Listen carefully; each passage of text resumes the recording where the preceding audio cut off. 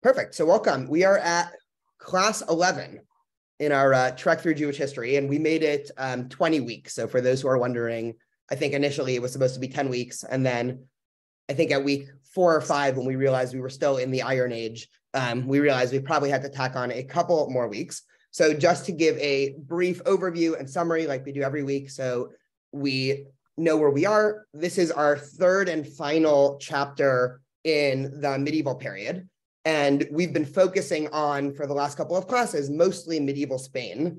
2 sessions ago, we talked about a little bit of the differences between Ashkenazi, Sephardi, and the Mizrahi community, and some of the different sociological and ideological forces that were acting on the different communities. Then last week, we talked all about Maimonides and the Rambam and his philosophic rationalism that he brought to Judaism. And so today we are going to basically take the opposite side of the coin and talk about this in a way that pits everything we're going to do today actually against Maimonides and everything he stood for. Because one way to think of this is in medieval Spain, and this is something we've been talking about for the last 2 sessions, there were a ton of intellectual and ideological forces that were to some extent challenging religion from a Greek philosophic level. And so to some extent, you have a few choices there, right? And this is not dissimilar to even today when certain ideological ideas come and conflict Judaism. One, you can say Judaism is fully reconcilable with whatever those other ideas might be, right? That's Maimonides' approach, right? Maimonides thought that you can fully accept all of the truth claims of Judaism, fully accept all of the truth claims of science, or at least what was science in his time, and there is no contradiction there. You can take the complete opposite direction, which is you can reject one of them. So you can either say, well, if science is contradicting stuff in Judaism, let's throw out Judaism. Or of course, you can say if science is contradicting something in Judaism, let's throw out science, right? That's another very dogmatic view. Or you can have some worldview in the middle that almost says, well, there are some things in religion that I will take the truth claims of and something in science, but when they mess, there's more of a gray area. And so today we're going to focus a lot more in that gray area, because as a reaction to this sort of rationalistic revolution that we spoke about in our last session, there were obviously a lot of Jewish thinkers that didn't agree with Maimonides. I think our fun fact from last session was Maimonides' philosophy and his book, Guide to the Perplexed, was actually the most burned book by Jews of a Jewish author in history. And so in the Middle Ages, right after he published his Guide to the Perplexed, you can imagine this book being sent around to all of the Jewish communities, both throughout wider Europe and the world. And lots of community leaders saw these books, they started to read it, and they burned them. And even to some extent today, if you go into a lot of ultra-Orthodox yeshivot, and I think I mentioned this in the last session, everybody studies Maimonides for his halachic contributions, but almost nobody in the ultra-Orthodox world studies Maimonides for his philosophic contributions. And so even Maimonides as a figure, and this we spoke about last time again, is a very complex and torn figure in the sense of a lot of, especially the ultra-Orthodox community that today has adopted the worldview of if science and Judaism conflict, you reject science. Maimonides is a very difficult figure for them. And so a lot of them purposely cut out the philosophic side of Maimonides. Now, on the flip side, because there was such a wave of rationalism and philosophy, there were also movements that started popping up in medieval Spain, especially, that were anti-philosophy and anti-rationalism. And this is where we start to talk about what people call Kabbalah or Jewish mysticism. And so today we're going to introduce Kabbalah and Jewish mysticism. I'm going to focus on 3 historic figures that really brought Judaism from its, shall we say, pre-mystic or pre-Kabbalistic era until basically what we know today to be Kabbalah. I want to say one more preliminary thought, just because I think this makes for just interesting background on the scholarship here. So for a very long time in Judaism, and when I mean very long time, I mean for the last multi-hundred years, the study of Kabbalah, or even the talking about Kabbalah, was almost seen as a third rail of Judaism. And what I mean by that is Jewish leaders for the past several hundred years have been writing off the mystic parts of Judaism as sort of, I'll say it in the offensive way, as folklore for the masses, while the real intellectual Jews, the real elites, they're the ones studying philosophy, they're the ones studying Talmud, and all the masses over there that, aren't sharp enough or wise enough to really understand philosophy or Jewish law, halacha, or Talmud, will leave Kabbalah to them. And there was actually a really big anti-mystical movement, right? And we'll actually talk about that in 2 sessions. During the early Hasidic movement took a lot from Kabbalistic ideas, and there was a huge backlash to that. But one of the reasons why today we actually know as much about Kabbalah as we do is because in the early 20th century, a scholar named Gershom Scholem, who is a very well-known Jewish academic, basically decided that he would start to study Kabbalah from an academic perspective. And he really spent his life trying to understand in an academic type of way the ideas of Kabbalah, how they arose, and really try to create a more nuanced picture than Kabbalah being, again, this tool for the masses, and actually use it as a positive framework or a really interesting philosophy of Judaism. Just one more interesting story, because I always love this. So most Jewish denominations, and when I mean most, I mean certainly the Reform movement, the Conservative movement, and also mainstream Orthodox movement in the early 20th century, were all against Kabbalah, right? They didn't teach it. You would never hear anybody talking Kabbalah if you entered any normal synagogue in the year 1900. If you took any probably normal class, Intro to Judaism, Intro to Jewish History, again, it doesn't matter if it's Reform or Orthodox. If it wasn't a Hasidic synagogue 100 years ago, you would not get any Kabbalah. And so Gershom Scholem became the first professor to hold a professorship of the study of Kabbalah. And so the head of JTS, I think in 1957, I just looked up the year earlier today. So sometime in the 1950s, Gershom Scholem was receiving an award from JTS. And so he got up to give his sort of grand lecture to accept his reward. And Saul Lieberman, who at the time was the head of JTS, infamously announced him by saying, "Stupidity is stupidity, but the study of the history of stupidity, that is scholarship." And with that, he invited Gershom Scholem up as the scholar to receive an award. And so all that's to paint the picture that the history and the study of Kabbalah comes with a lot of baggage. And it's going to be easy to see as we go into the next couple of weeks, because mysticism coincides with, its sort of sister ideology, which is Messianism. And Messianism in world history has always been associated with the breakdown of societies and demagogue leaderships. And anytime there's a messianic revolution going on, people are probably getting hurt and society's probably falling apart. And so all that's to say, everything we're studying today, again, this is far before any messianic fervor in Judaism, which we had a lot of in the 15 and 1600s, which we'll talk about later. But this is all coming with that sort of academic historical baggage. Okay, so let me share my screen and just give a couple more introductory remarks, and then we will hop right into some sources here. So just as one more framing here, I always feel the need to give this other caveat, which is mysticism by definition is not rational.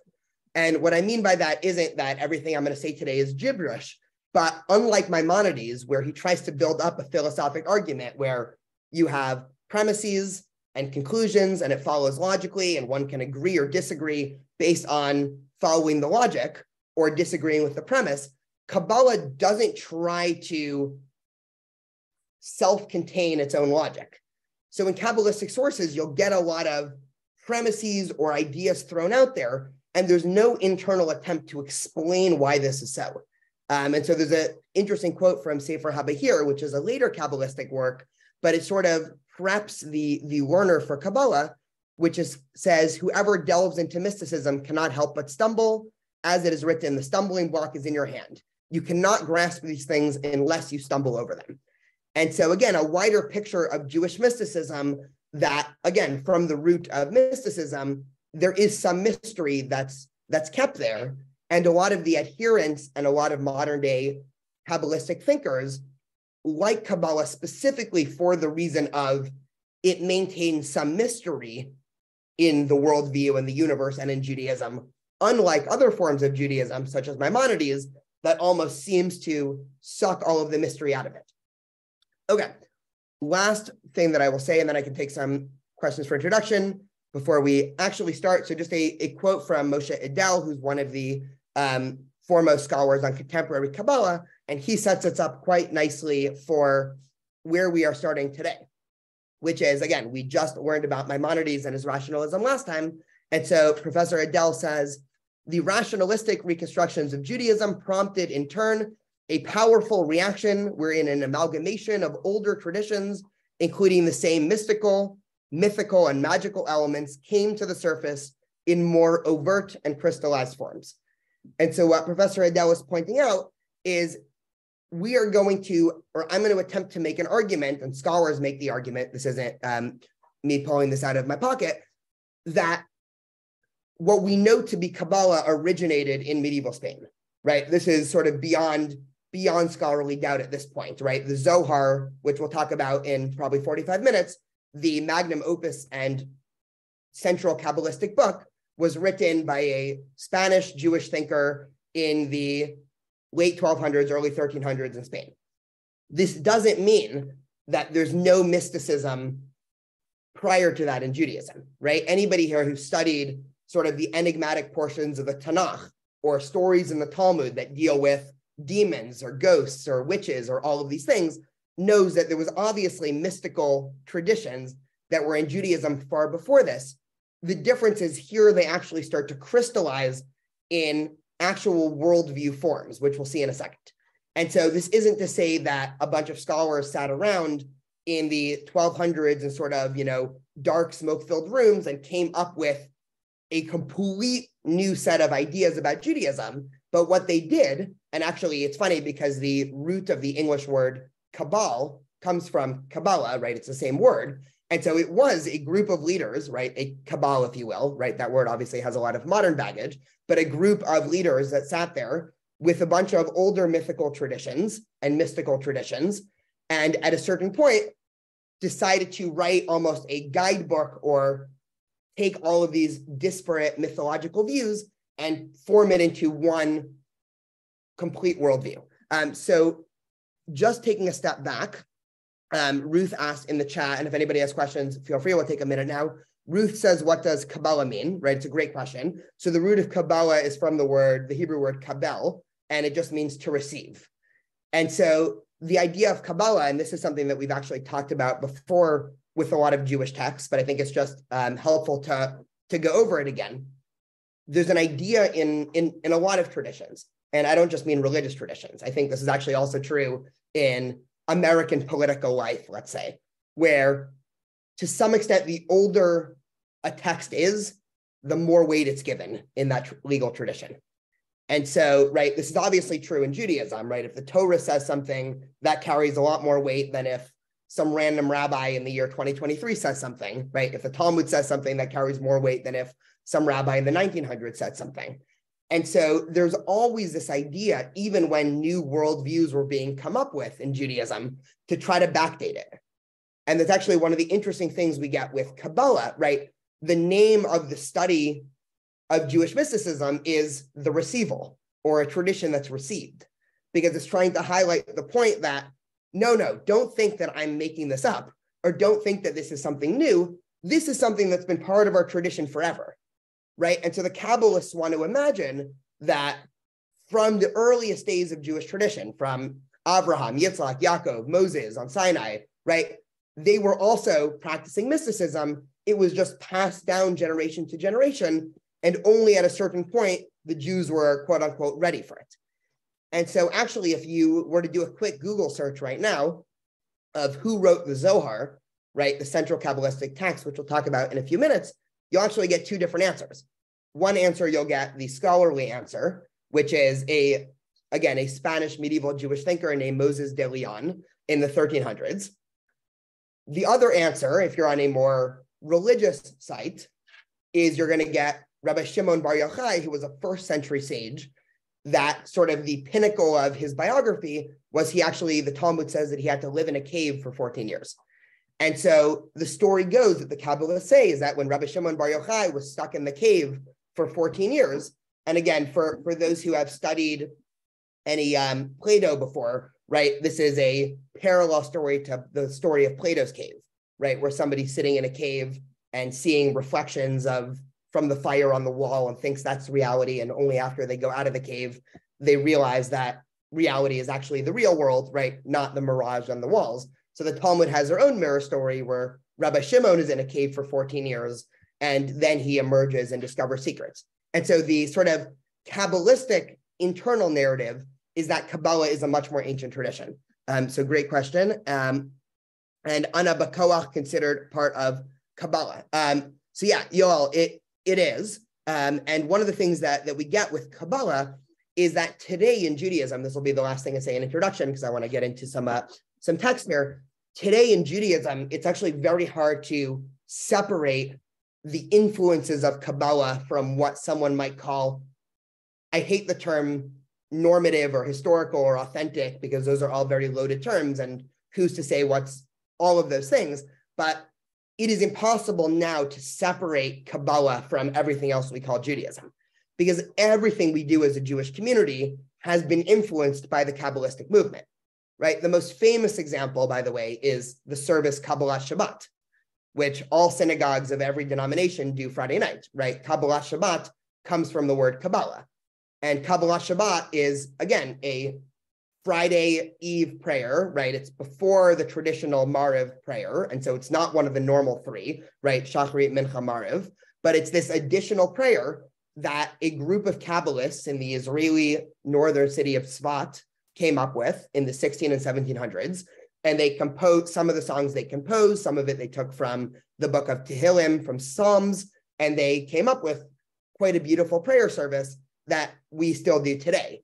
And so when we're saying that prayer service, are we engaging in a Jewish ritual, a Kabbalistic ritual, right? It's really hard to say. And so, right, part of this, and again, one of the interesting things of pulling back Jewish history and really looking at the bird's eye view, as we've done, right, from early Iron Age until, again, we'll get to 2023 eventually in a couple of weeks. One of the interesting things is seeing how when new social, ideological, and cultural movements arise, Judaism is very good at taking the good out of different cultures, different ideas, and all of those things, and sort of seemingly adding them to Judaism without skipping a beat, right? I think it's one of the Jewish secrets to success is that Judaism is not overly rejectionist when it comes to new things, and it's not overly accepting either, right? There's always this sort of dialectic back and forth. We're saying, okay, there's this new idea, let's scope it out, let's make sure that it's, for lack of a better term, kosher, that it won't hurt Jewish continuity, that it won't hurt our community. If it won't hurt our community in some significant way, let's see how we can adopt that practice into the rest of our Judaism, right? Obviously, not everybody agrees on where those lines are, which creates all the fun, different movements we have today. But as a general principle, that holds true. Okay, so we are going to meet these three figures today. And if anybody else has any questions, again, just feel free to cut me off. So I figured we would start with some art here. So all the way on the left, we have Judah Halevi.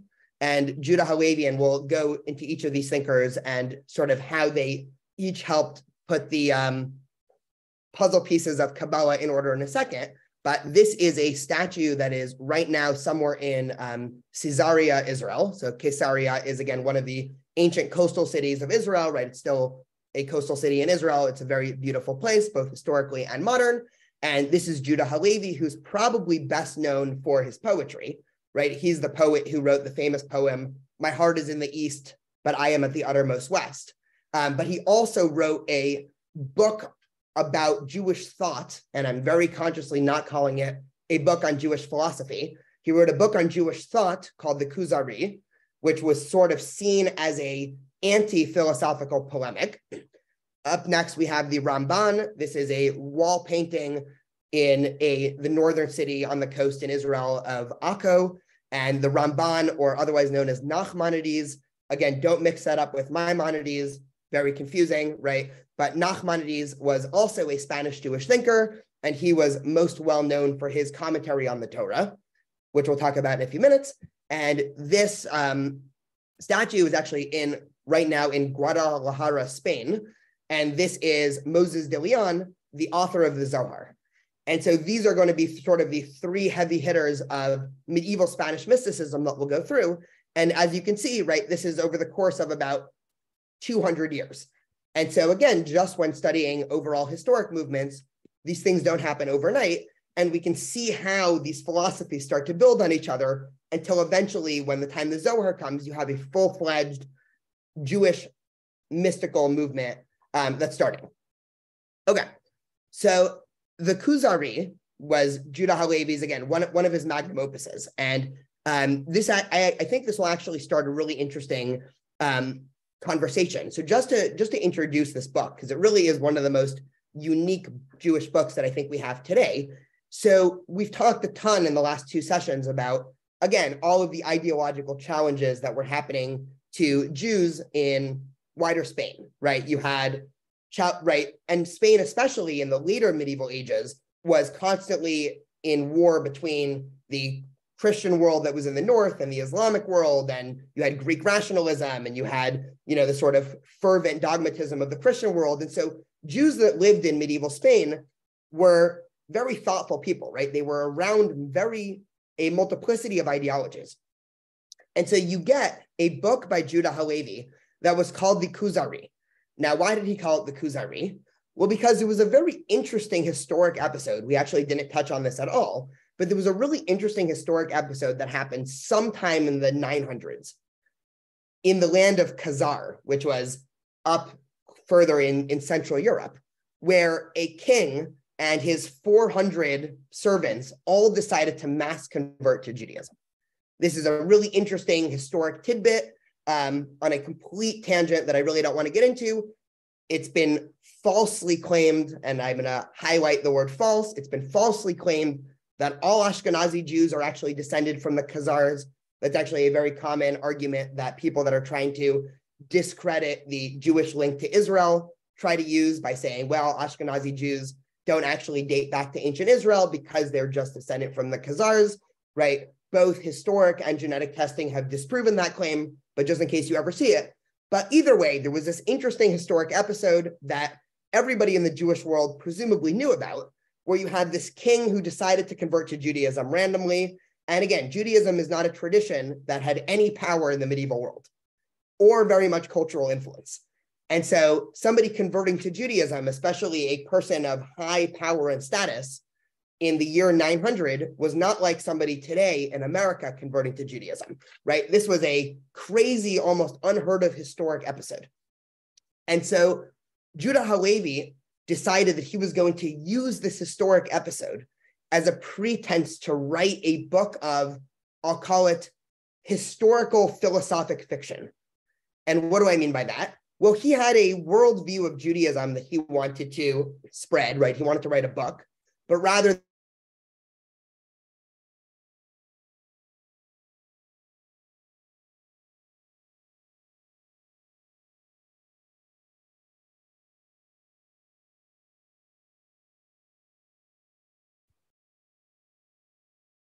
well, oh, there I am. Sorry, I think I cut out for a second. Can everyone hear me? Perfect. Yeah. Okay. So Judah Halevi writes this book. And again, rather than title his book Judah Halevi and his new view of Judaism, Judah Halevi decides to write his book in this historic setting of imagining a hypothetical conversation between this Khazar king, a rabbi, a representative from the Christian world, a representative from the Muslim world, and a representative from the world of philosophy. And so he sets up this dialogue, again, somewhat similar to the way that Greek philosophic books were written, right? As in very much dialogue back and forth. And he, again, attempts to delineate his worldview of Judaism. And so in the intro, it sets up the situation, and we'll see why this is interesting and why Judah Halevi puts forth a worldview that was so different than Maimonides. So he writes, when the king of Khazar, as is related, dreamt that his way of thinking was agreeable to God, but not his way of acting, and was commanded in the same dream to seek the God-pleasing work, he inquired of a philosopher concerning his religious persuasion. So already, this is the way that the book opens. And already we should be having some alarm bells in our head going off, because this is a very interesting way to describe or personify this king. And what I mean by that is what Judah Halevi is saying, and what he sets up his entire book. Again, we don't have time to do a full study of the entirety of the Kuzari, but what his argument ends up being, which will become more clear in a second, is that Judaism is not about ideas at all. It's not about belief. What is it about? It's about action. And so Judah Halevi thought being Jewish meant acting a certain way. It didn't mean having any type of specific ideological or philosophic views about God. And so, again, we can complicate that picture a little bit, but even from the introduction, he introduces the king as somebody who, again, had all the right views. He just didn't have the right way of practice. Now, if we remember back to, again, last session in Maimonides was the exact opposite, because Maimonides was all about ideas, right? For Maimonides, Judaism was a system of truths, and it was a system of truths that, in order to package those truths from one generation to the next, well, you add in some ritual and some actions. But if we try to ask Maimonides, what is the essential part of Judaism, it would be those truth claims. And so even if asking a question to Maimonides, if Maimonides were to pop into the Zoom chat right now, and we were to ask him, what is the difference between Judaism, Islam, Christianity, other religious traditions, he would say, well, Judaism has access to certain truths that those religious traditions don't have access to. Now, again, we can disagree with Maimonides, but that's almost certainly what he would say, right? And he was, again, a philosophic thinker. And so he believed in the methods of rationality and science in order to tease out truths. And so, again, that was Maimonides. Judah Halevi introduces a new way to conceptualize of Judaism, or maybe he's reestablishing the old way, right? That's for you all to figure out and debate about at home. But Judah Halevi suggests that Judaism is all about action. And so the Khazar king, again, asks back to him, right, the question that you can imagine, which is, well, how do you know that your ideas about what to do are right, right? Lots of people have action. And this is what the rabbi says in Judah Halevi's Kuzari. So the rabbi says, I believe in the God of Abraham, Isaac, and Israel, who led the children of Israel out of Egypt with signs and miracles, who fed them in the desert and gave them the land after having brought them through the sea and the Jordan in a miraculous way. Now ask the philosophers, and you will find that they do not agree on one action or one principle, since some doctrines can be established by arguments which are only partially satisfactory and still much less capable of being proved.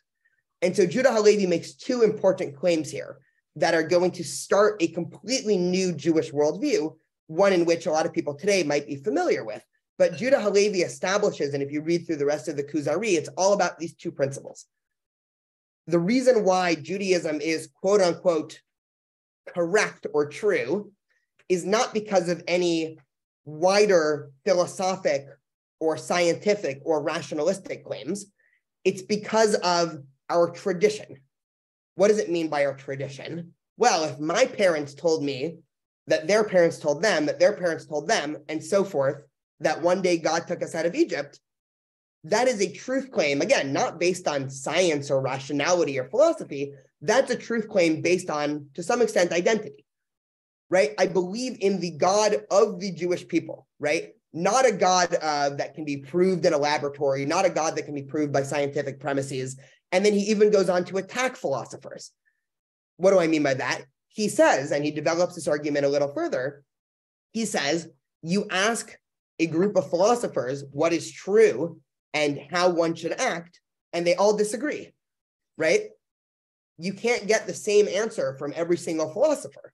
And so he says, well, therefore, philosophy, and follow this argument for a second, we can attack it in a moment, but just to understand what Judah Halevi was talking about, he says, the epistemological or the truth claims of philosophy fall apart because all of the leaders in the field can never agree on anything. And even the most basic philosophic claim of what is right, of what is true, is a subject of debate among philosophers. And so in that sort of a one sweeping argument, he basically discredits the entire field of philosophy.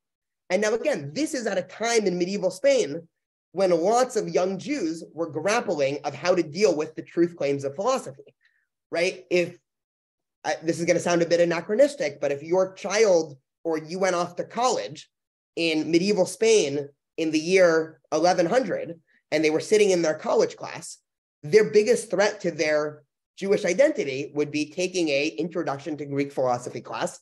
They would hear all these ideas that challenge Judaism, and then they would run home and say, well, Judaism is not true anymore, right? So we already saw Maimonides' answer, which was to write a book called The Guide to the Perplexed that basically tells that child, don't worry, you can study your Greek philosophy, that's true. You can study Judaism, that's true. And here's why they're both true, right?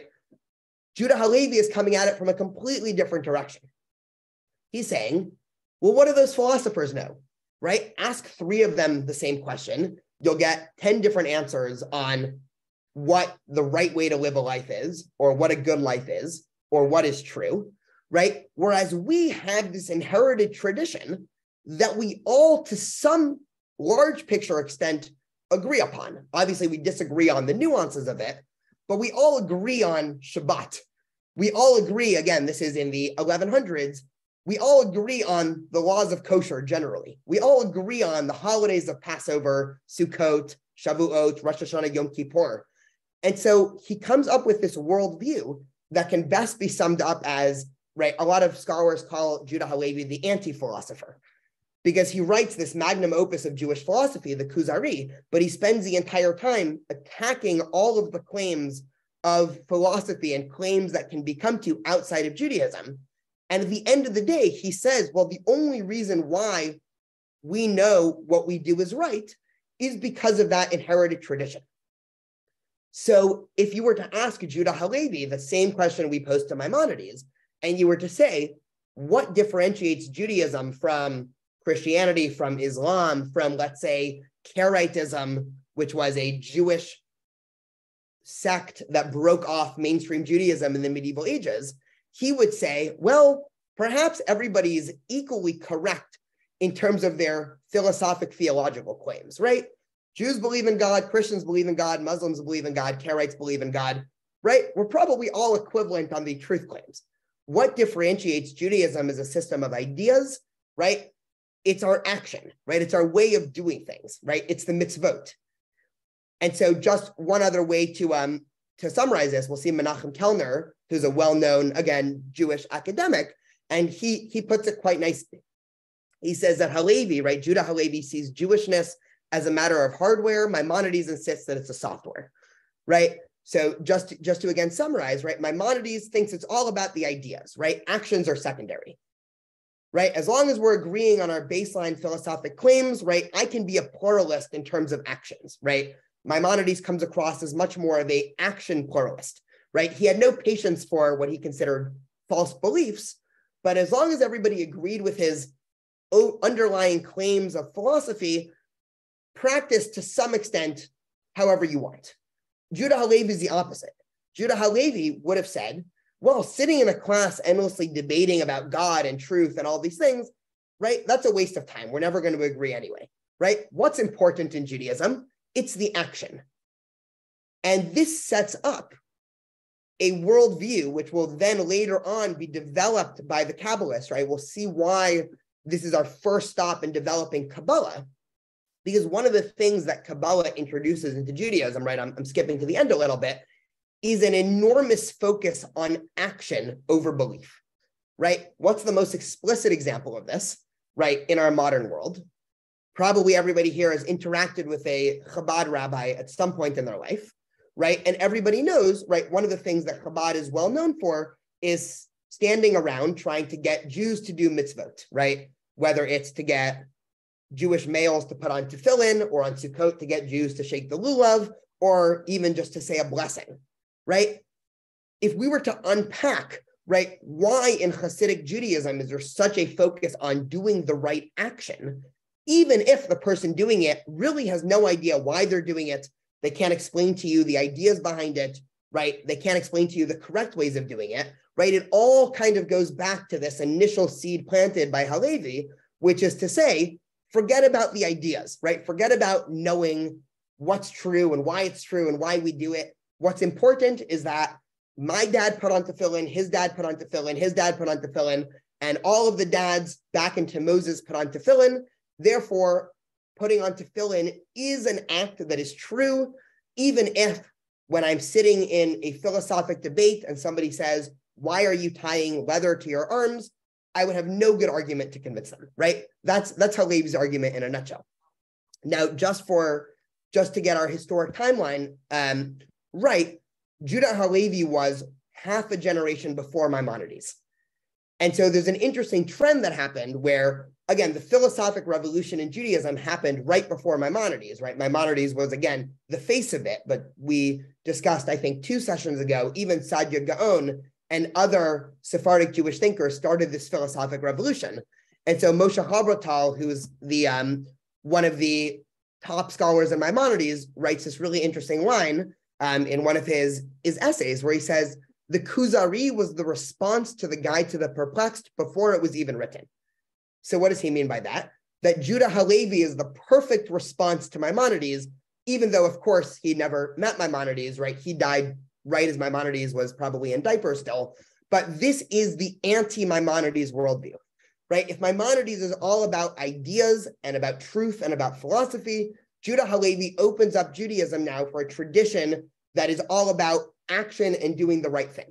Now, again, in our worldview today, those don't have to be binaries, but just to start to see this debates that were going on in medieval Spain. Taking a step back, any thoughts or questions before we move to our next step? Is anything still a little lost? Anyone a little confused here? Is he responding to anyone at all? Because my first thought was that he had to be responding to Maimonides, because the anonymous narrator introduction that he has almost seems like he's answering or being baited with a question to give this text. Yeah, it's a great question. So the answer is of course, right? And I don't know if he's responding to an individual. Again, this was the culture, or especially in intellectual circles. Again, there's always this interesting academic question of how much the average Jew that was living in Spain in the year 1050 was privy to these debates, right? There's a bunch of different scholarly opinions there, but let's assume most Jews knew what was going on in terms of these wider debates, right? Even before Maimonides, there were still Jews that were grappling with philosophy and a lot that started to accept it, and there were still Jews that were trying to reject philosophy. Maimonides happened to be the best argued and best put together Jewish philosophic book. But even 100 years before Maimonides, right? I think I mentioned Saadia Gaon 2 sessions ago. Saadia Gaon wrote also a book of philosophy where he started to lay the groundwork for what Maimonides did. It's interesting. There was an article in the Atlantic a few weeks ago. I'm forgetting the author, but it was basically saying the title was "The Eureka Theory of History is Wrong." That was the title, if anybody's curious. And one of the things that they argue at the outset, and I found this an interesting argument when thinking about Jewish history, is we often associate things in history either with singular actions or singular figures.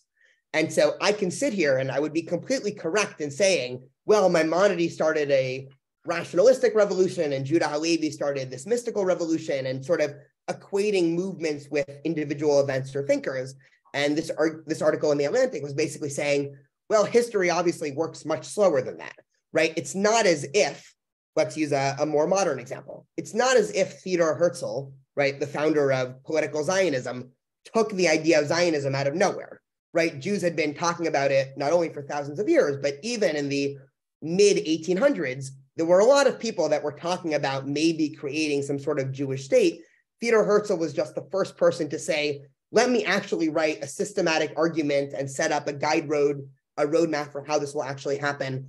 And so history works a lot more in that second paradigm, where Maimonides, again, was a very unique figure, and Judah Halevi were very unique, but to some extent they were giving voice to already, changing ideological tides that were happening. So it's a really good question, and the answer is sort of yes and no, where a lot of Maimonides' ideas probably were existing in some sense before Maimonides, and Judah Halevi's ideas probably were existing before him. Great question, Maddie. Any other questions, thoughts before we move on a little bit? Perfect. Okay. So we'll get to our second philosopher, right? So that is Nachmanides, who again, if we just to go to the dates real quick, right? So Judah Halevi was 1070 to 1141, right? And these were all medieval Spanish thinkers, right? So these are all in the same place, right? Same general medieval time period. And this is all just, I said this 2 weeks ago, this is all in the time period and era of what people think of as the golden age of Spain, right? I know that's a very loaded term because obviously Jews had probably the best freedom they had in the ancient world, right? It still would not be considered equal freedom to what we understand today, but this was a time in Jewish history where there was a lot of freedom to think about ideas because there wasn't as big of a worry of Jews getting killed, right? Next week, we'll talk about medieval anti-Semitism, because I think it's an important chapter along our trek through Jewish history. And right, we'll paint a very different story of other parts of Europe. And then, of course, after the Christian world ends up taking over Spain, right, it resulted in the Spanish Inquisition and expulsion, which is probably one of our darkest periods in history, if not the darkest pre-Holocaust period of Jewish history. But we'll get to that next week. Okay, so Nachmanides, or the Ramban, or Rabbi Moshe ben Nachman, right, however we want to call him, right, so he was the generation or 2 generations after Judah Halevi. And Nachmanides, again, is perhaps the best well-known for his commentary on the Torah. And so, right, anytime you open, let's say, Sefaria, we did this a couple weeks ago, so I won't do it again, but he is probably number 2 in terms of famous Torah commentators, right? The most famous is Rashi, right? He was the French sage, right? The French exegete. But what Rashi did, and we discussed this 2 weeks ago, but just to review a little bit, Rashi wasn't so much of an innovator. What Rashi was best used for is almost like being an ancient hyperlink, if you will, right? Rashi was very good, right? He had somewhat of an encyclopedic memory of Jewish texts.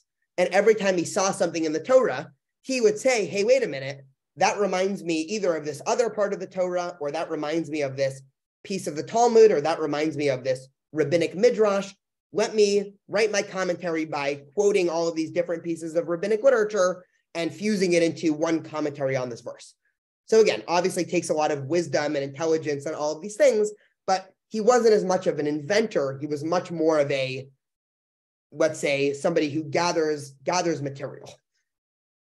Nachmanides, probably the second most important commentator on the Torah, right? He created a mystical commentary on the Torah.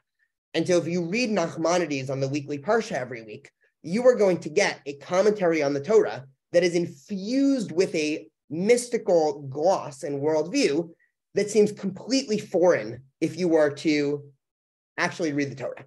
And I wanted to give one of the more explicit examples, and now we can continue our trek into medieval mysticism. So there are a lot of examples that I could have chosen, but let me use the example of what it means when the Torah says you should not utilize the services of sorcerers or witches, right? So I just want to read these verses, and then we can go over some potential ways to explain what the heck the Torah is talking about, right? So for those who have studied the books of either Leviticus or Deuteronomy, right, these types of verses will not be new to you. The book of Deuteronomy says, when you enter the land that Hashem your God is giving you, you shall not learn to imitate the abhorrent practices of those nations. Let no one be found among you who consigns a son or daughter to the fire, who is an agur, a soothsayer, a diviner, a sorcerer, one who casts spells, one who consults ghosts or familiar spirits, one who inquires of the dead. For anyone who does such things is abhorrent to God, and it is because of these abhorrent things that your God, Hashem, is dispossessing them before you. You must be wholehearted with God. Okay. There are 2 very different ways to explain these verses, right? The 2 ways are evident, right? Why are we not allowed to do these things? Is it because A, they're not true and it's a waste of time and might lead to other bad things, right? That would be Maimonides' answer, right? So if you ask Maimonides, well, why am I not, as a Jew, allowed to go to a sorcerer or a necromancer who will try to conjure up spirits of my dead great-grandparents and have them speak to me? Maimonides would say, and he does say, because that's stupidity. right? And stupidity is the antithesis of Judaism, which is truth, right? That is Maimonides' worldview. Now, there's another way to read these stories, and another way to read why the Torah is so against witchcraft and voodoo, and even to some extent idolatry. That way suggests, well, wait a minute, maybe there actually is some truth to this. Maybe it's just tapping into the wrong sources. And so the wrongness of idolatry, according to this worldview, might be not because you're doing something not true, right? It's not ideological. It's that you're doing something in the wrong way, right? You are practicing in the incorrect manner, right? And this is an interesting worldview that Nachmanides develops throughout his entire commentary on the Torah. One interesting example just to consider that he uses as one of his main proof texts, and Nachmanides and Maimonides argue a ton about this.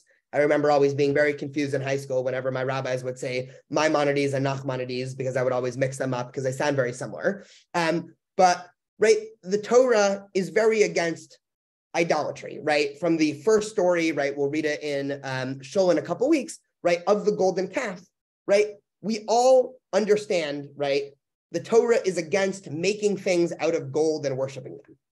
And I see a couple nods in the Zoom, right? Everybody here seems to intuitively agree.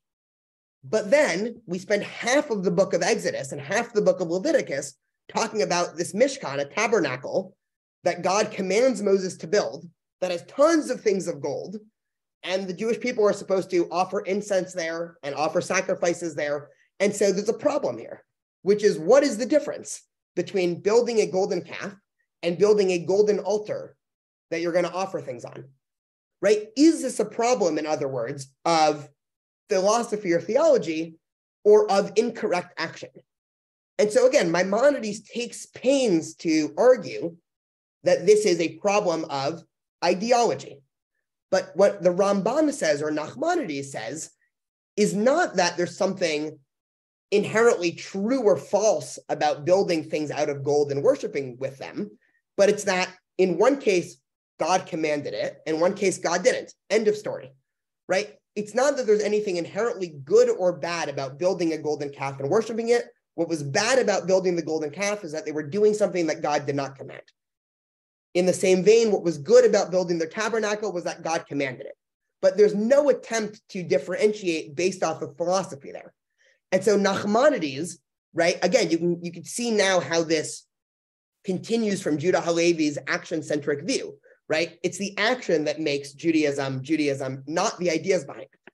And so Nachmanides gives his commentary on here, right, as to why the Torah does not want us consulting soothsayers and diviners and witch doctors and all these things.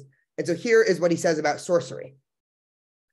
Know and understand concerning the subject of sorcery, that when the Creator, blessed be He, created everything from nothing, He made the higher powers guides for those below them.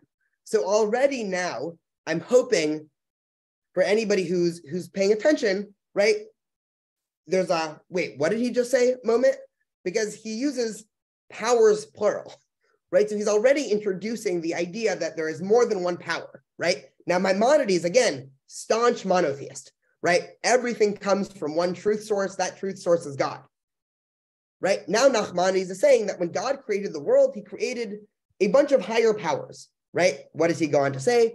Thus he placed the earth and all the things that are thereon in the power of the stars and constellations, depending on their rotation and position, as proven by the study of astrology, right? So Nachmanides is saying, well, you know, the zodiac signs and the astrological signs, well, yeah, of course, God created that. Over the stars and constellations, he further appointed guides, angels, and lords, which are the souls of the stars and constellations. So he says, not only did God create the stars to be in certain signs, but each star gets its own angel, which means it gets its own soul, which means that there are autonomous mystical beings that are not God that are around, right? Some may call them angels, some may call them spirits, whatever term we want to give to them. Their behavior from the time they come into existence for eternal duration is according to the pattern the Most High decreed for them, right? So then he puts a stopgap, right? he doesn't want you to conclude that he is a polytheist. So he says, well, all of these other powers, again, they're only, right? They're only there doing what God wants them to. But he says, however, it was one of his mighty wonders that within the powers of the higher forces, he put configurations and capacities to alter the behavior of those under them. Thus, if the direction of the stars towards the earth be good or bad to a certain country, people, or individual, the higher dominions can reverse it of their own volition. As they have said, the opposite of the word oneg, pleasure, is nega, plague. God ordained it because blessed be he, changes the times and the seasons, right? And now here is how he concludes, and then we will unpack all of this, right? He calls for the waters of the sea to do with them at his will and brings on the shadow of death in the morning without changing the natural order of the world. And it is he who made the stars and constellations move about in their order, right? Here's where we get to the crux. Therefore, the author of the Book of the Moon, right?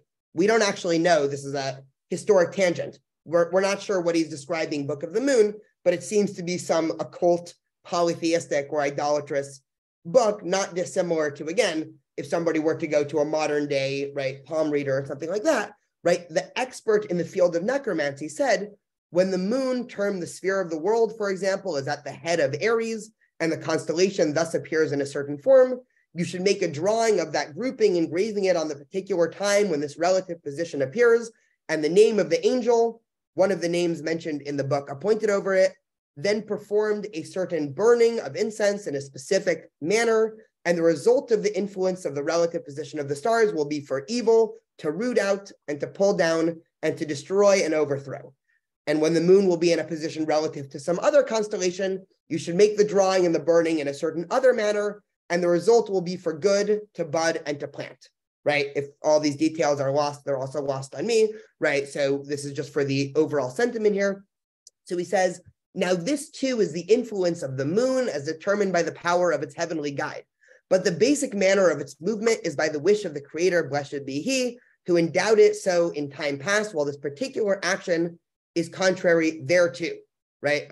Now we get to the end here, right? This then is the secret of all forms of sorcery and their power, concerning which the rabbis have said that they contradict the power of divine agency, meaning that they are contrary to the simple powers with which agencies have been endowed and thus diminish a certain aspect of them. Therefore, it is proper that the Torah prohibit these activities in order to let the world rest in its customary way, which is the desire of the Creator. This is also the reasons for the prohibition of mixing seeds, right? Don't worry about that for now. For the planting resulting from such graftings are strange, giving rise to change in the ordered course of the world for good and bad, aside from the fact that they themselves constitute a change in creation, as I have already explained. So, right, if all the details of the moon incense ritual are lost on us, right, what Nachmanides is describing here is, one, he is validating the essential truth claims of idolatrous practice, right? He says that there are people that, based off of their view of constellations and the moon and shadows and all these things, make drawings and offerings and incense in certain times. And he says that is totally true, right? What's wrong with this practice? Well, God set up the world in a certain way, and you're altering with the way that God wanted to set up the world, right? In other words, what's wrong with idolatry, according to Nachmanides, right? Here's why you see this became such a big debate in medieval Judaism. What's wrong with idolatry, according to Nachmanides, is not that idolatry is theologically false. It's that by doing the act of idolatry, you are messing with the cosmos in a way that God didn't intend to, right? You are worshiping in the wrong way, not you're worshiping the wrong thing, right? And then, of course, he directly attacks Maimonides here, right? So he says, now many scholars dispose themselves to be liberal with regard to these enchantments by saying that there is no truth in them whatsoever, right? So now this is a nod to the rationalists. And he says, well, I've read Maimonides, right? And he actually quotes extensive from Maimonides in his commentary, always to reject him. But he concludes here by saying, but there is a secret to this matter.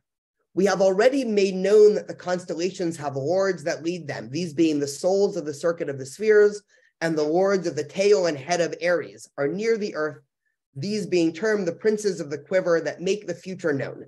It is through them that the signs and the birds indicate things to come, not for long durations or distant futures do they tell, but only of events that are about to happen.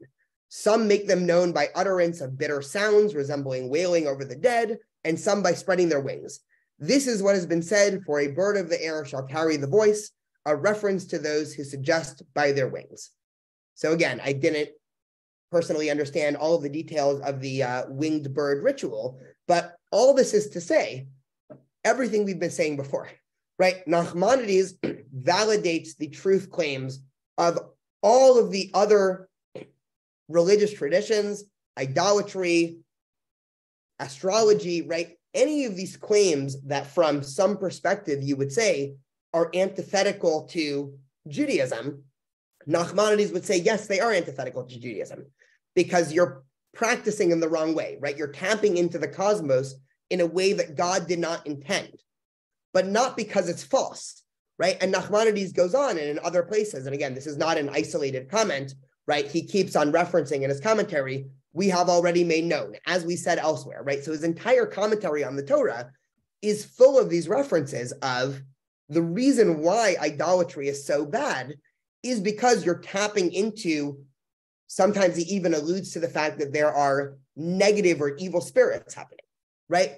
So this already, right, you can imagine if you are a typical mainstream monotheist, certainly a Jewish monotheist that has been influenced by Greek philosophy that suggests a much more deistic God, you're not going to like this, right? This seems very, to some extent, polytheistic, right? You're introducing into the world angels and demons and all of these other types of powers that are, by definition, anti-rational.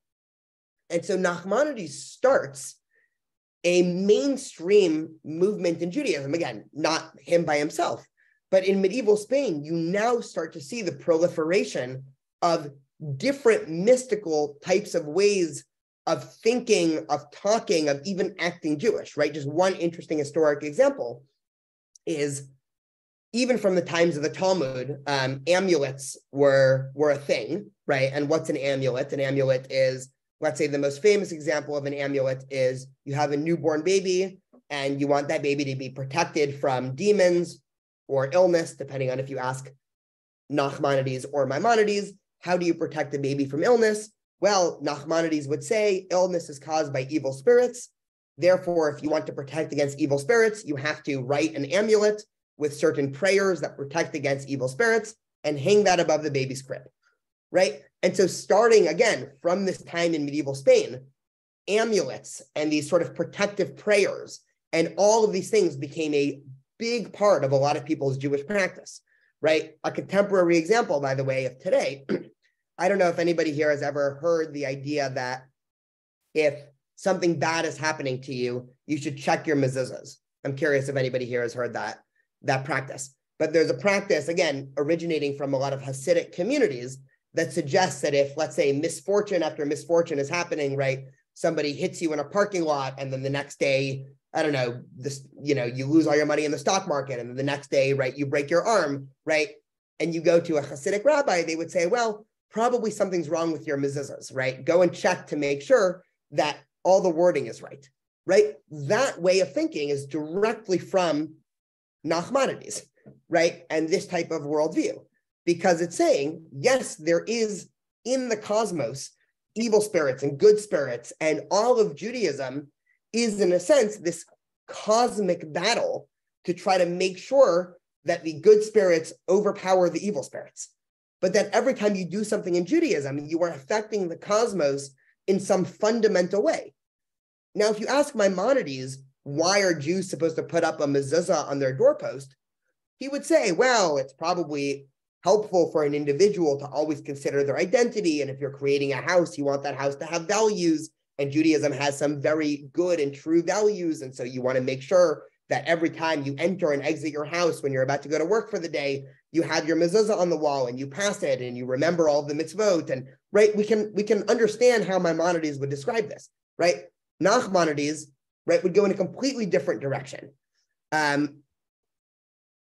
Is there any, at this point, right? So we have one more step, right? This is all to set up, I guess, for the grand finale, because now, hopefully, I think a lot of the puzzle pieces of Kabbalah will become a lot more clear rather than them just being presented as a, random set of ideas that make no sense out of context. I think now when we introduce a lot of the ideas of early Kabbalah, we'll see how they immediately flow from these other two ideas, right? From Judah Halevi, again, made Judaism about action, right, over certain philosophy, right? Nachmanides takes that to a new level by suggesting that Judaism is this cosmological battle between certain spirits and other spirits, and it's the right type of action done in the right way is what is true, not the ideas behind it necessarily. So before we go to our last step, any thoughts or questions or clarifications here?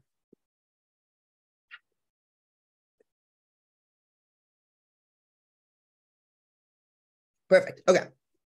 So I'm going to guess that everybody has at least seen this before, even if you've never really understood what it means. And this is known as the 10 Sfirot, or the 10 spheres. And this is the main thesis of the book, the Zohar. And so just to, I apologize if I give anybody motion sickness here, but just to put us on the map here, right? So now we are going to the, right, Moses de Leon was, right, he was alive towards the end of Nachmanides' life, right? So they overlapped for a little bit in Spain. We don't know if they actually ever met, but Moses de Leon was certainly influenced by Nachmanides and his way of viewing Judaism. And so Moses de Leon comes, right? Again, this is not a very nice statue, but it's a statue of him. I'm sure it was nice 600 years ago. So scrolling back down. So Moses de Leon takes all of these ideas and he tries to say as follows. Okay, we have these two competing movements in Judaism, right? And this is going to require, right, a little bit of a couple premises and conclusions, right? So I can explain this a couple of times if it's not clear. We have two competing movements in Judaism. We have the movement of Maimonides and his staunch rationalism that's also staunch monotheism that basically suggests God exists, but God is the animating force behind everything in the universe. And so therefore there's God and, right, it's sort of a type of total deistic worldview where there's no room for God to interact with the world, right? Maimonides was a rationalist and a naturalist, right? According to Maimonides' worldview, things in the world happen naturally, right? God was there to infuse the universe with truths that could be discovered, but you can never describe something happening in the world as, well, God wanted that to happen, right? We discussed that 2 weeks ago, right? That, according to Maimonides, was ipso facto false, right? Anytime you make a positive claim about God, that was not true.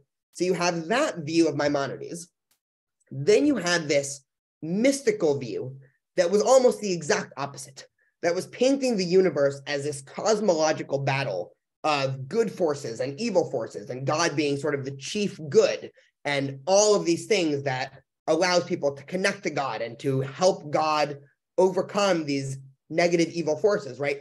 A much less sort of deistic view of God, a view of God that is much more almost like, and no one goes as far as to say this, but it's almost as if God is just a much more powerful deity compared to all the other angels and demons that are around that are less powerful. Nobody says it like that, but that is one way to think of it. So Moses de Leon in the Zohar says, well, hey, wait a minute. What if both of those claims are true at the same time? What if actually Maimonides is correct, right? God is unknowable, untouchable, right? The ultimate truth and animating force behind everything, right? God is infinite, right? According to Maimonides, right? That's true, right? God will be called the Ein Sof, right? Ein Sof in Hebrew means the infinite without end, and that's true. But what if the mystics are also true in their sense that there are cosmological interactions and theology happening there? But what if we're just talking about two different aspects of God? What if there's the version of God that is the infinite God behind the scenes, and then there's the parts of God that interact with the world in different ways? This is the central thesis of the Zohar. How does God interact with the world in different ways? Well, what if God has these 10 different attributes, right? Keter, Chachma, Bina, Chesed, right? crown or royalty, wisdom, mercy, splendor, foundation, all of these different aspects. And different things that happen in the universe is God acting according to different types of God's essence. And this doesn't contradict monotheism, Moses de Leon explains, because, well, this isn't the real God, right? This is just God's essence interacting with the universe. Again, if I'm not explaining this in a fully rational way, it's because at a certain point, this is not fully rational. But what if, again, you have this tree, right? You have these different attributes of God that are all interacting with the universe in different ways, and different things you do can tap into different parts of God's essence. And also God is infinite, unknowable, untouchable, like Maimonides. And so he writes the Zohar, which again is a lens in which to view the Torah, right? The Zohar is mostly just a commentary on the Torah also. And he brings a panentheistic view into Judaism, right? For those who have never heard the word panentheistic, it's when you say God is both, right? So there's monotheism, deism, pantheism, right? A pantheist is somebody who says God is the universe. A monotheist is somebody who says there's a universe and God and they're separate. A panentheist is somebody who says those claims are both true, right? The universe is both God, and there's also a God that exists outside of the universe. And so that is the lens that the Zohar brings to Judaism, right? So God is infinite, but then there's also different emanations of the divine that you could connect to. And we'll do a text in a minute that hopefully explains this a little bit clearer than I'm trying to. But this opens up a completely new Jewish worldview that attempts to infuse all of these different ideas. Again, this of course would be hated by the rationalists, right? So all of Maimonides and his students and the sort of rationalistic tradition that Maimonides started hated Kabbalah and the Zohar, and that continues even till today, 2023, right? We'll talk about that a little bit later. But what if God is defined as dynamic, right? And one of the terms that a lot of scholars use is that God is not a being, but God is a becoming, right? What that tries to mean is that the God of either the Torah or the God of Maimonides is a static God, right? It's a God that we think of as unchanging, right? If something's infinite, it's not changing, right? God of the Torah is not changing, right? But once there's all these different divine forces that are interacting with the world, perhaps there's actually some way that God is changing and the universe is changing. And perhaps the step that Kabbalah goes one step further, which we'll read about in a second, perhaps humans have something to contribute in that divine drama. And so the most, right, so just to fast forward in history a little bit, right, this won't mess us up chronologically, because this is the best stated of these ideas, right? So the person who spread these Kabbalistic ideas probably more than anybody else in history was a rabbi named Isaac Luria, or otherwise known by the acronym the Arizal. And if anybody here has ever traveled to Safat in Israel, right, he was the chief rabbi of Safat in the 1500s. Again, the years don't really matter here because now we're talking about this idea that Kabbalah brought to Judaism. But if anybody has ever wondered why Tzfat is usually associated with the city of mysticism, it's because of the Arizal, right? The Arizal was one of the top students of the Kabbalistic movement. And after the Spanish Inquisition and the expulsion from Spain, a lot of Sephardic Jews moved to the north of Israel into Tzfat, and the Arizal started writing a ton, and him and his student Chaim Vital basically popularized all of these Kabbalistic ideas and sent it out to the world. And so here's how the Arizal describes, again, based off of the Zohar, the cosmic drama unfolding. So he says, know that before the emanations were emanated and the creatures were created, there was one simple supernatural light that filled the all existence, right? So in the beginning, right, quite literally, right, in the beginning, God created, right? What does that mean? Well, there was God. God was infinite, right? He was this infinite light, and there was nothing else, right? Basically, his bona fide monotheistic credentials, right? He is a monotheist, right? In the beginning, there was one. And there was no empty place, no empty space or void. All reality was filled with that simple, infinite light, right? But now a problem happened. what's the problem? Well, if God is infinite, right? This is a problem that a lot of medieval philosophers dealt with. If God is infinite, how is there room for anything else? Another way of saying that, if God knows everything, how is there room for free will? Or if humans are autonomous, how can that coincide with God being infinite? And so what does Kabbalah suggest? There was no category or beginning, no category of end. All was one unified, simple, undifferentiated, ubiquitous, and homogeneous, infinite light called the Or Ein Sof, right? The infinite.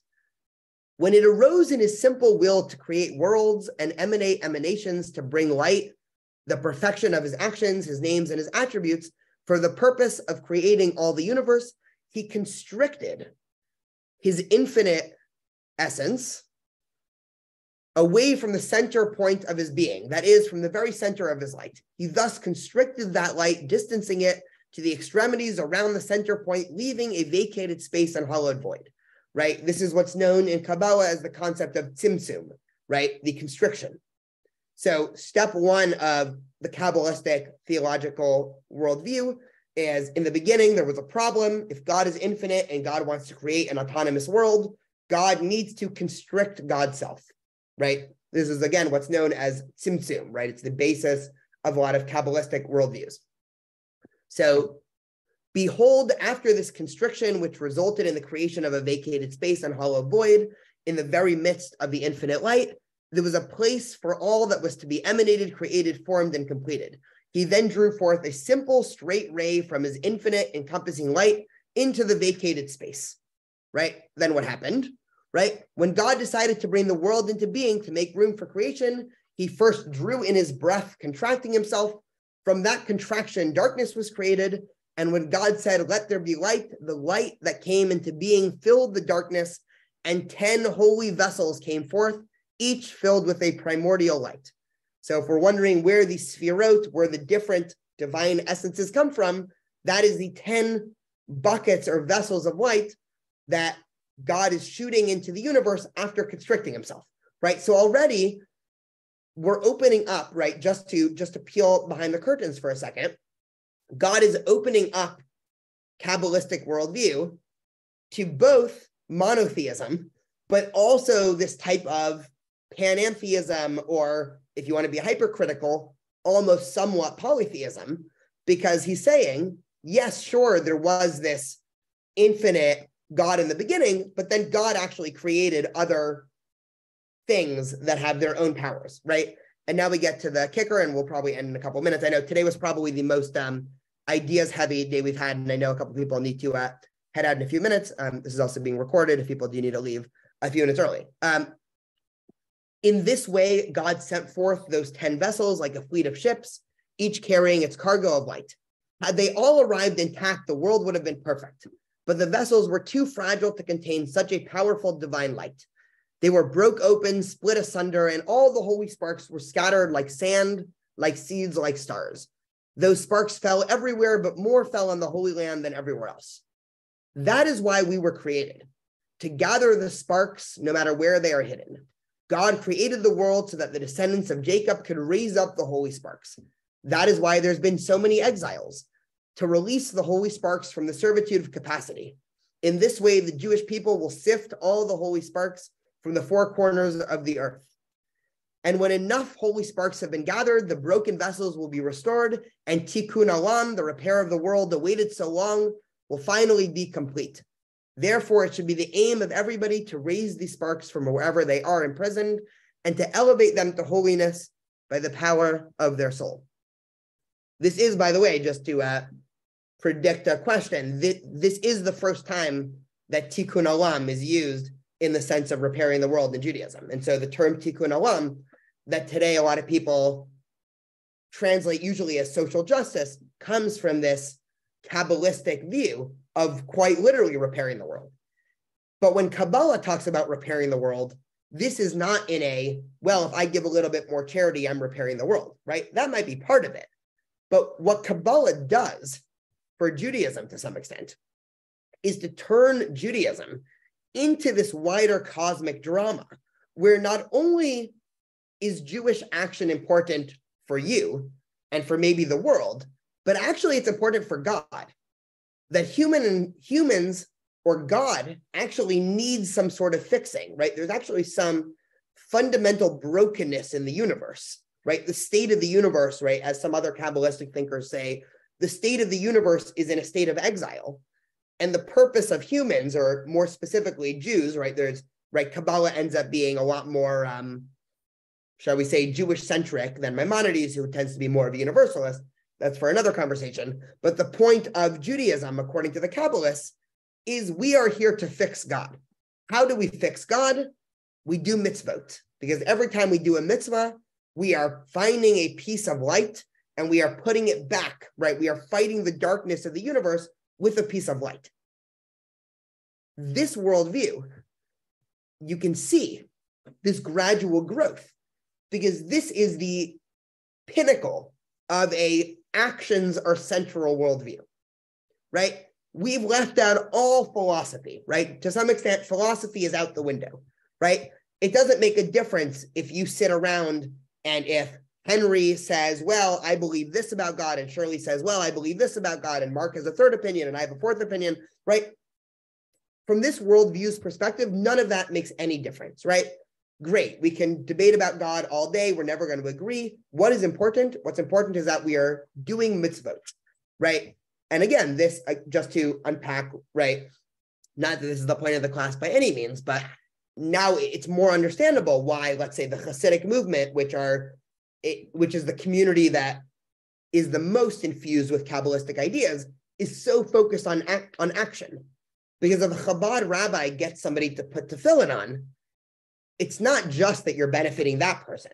Fine. You are actually fixing the cosmos of the universe. That's something that's worth standing outside a subway for 12 hours a day, every day of your life to get to happen. Assuming, again, obviously, if you believe in this wider cosmological construct, right? So this view, right, coming from Kabbalah, again, comes onto the scene as a reaction to some extent to the rationalism of Maimonides. But now we're left in Judaism with, and this will be how we end today. And then again, I'm always happy to stay for questions. I'll unshare my screen so we can all see each other, at least for a few minutes here. This worldview, we've left the medieval period with two completely different constructs of Judaism, right?